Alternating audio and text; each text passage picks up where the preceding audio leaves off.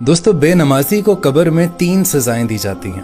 पहली सजा, उसकी कब्र को तंग कर दिया जाता है और इतना तंग कर दिया जाता है कि उसकी दाईं पसली बाईं में और बाईं पसली दाईं में धंस जाती है। दूसरी सजा जो उसको दी जाती है कि उसकी कब्र में आग को भड़का दिया जाता है और वो दिन रात उसके अंगारों में जलता रहता है। और दोस्तों, तीसरी सजा सबसे ज्यादा खौफनाक है। उसकी कब्र में एक गंजा सांप मुसल्लत कर दिया जाएगा जिसका नाम अशजाउल अकरा होगा।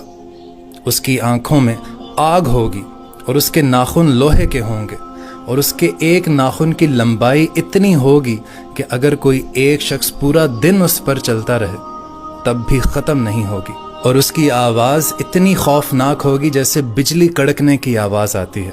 और वो कड़कती हुई आवाज़ में उस शख्स से कहेगा कि मुझे तेरी कब्र में अल्लाह ने भेजा है कि मैं तुझ पर आज़ाब मुसल्लत करूं।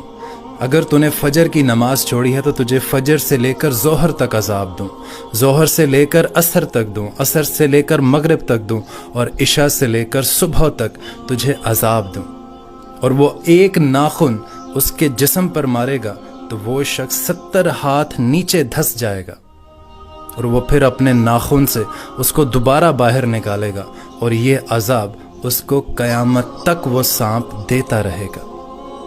अल्लाह ताला से दुआ है कि हम सबको 5 वक्त का नमाजी बना दे।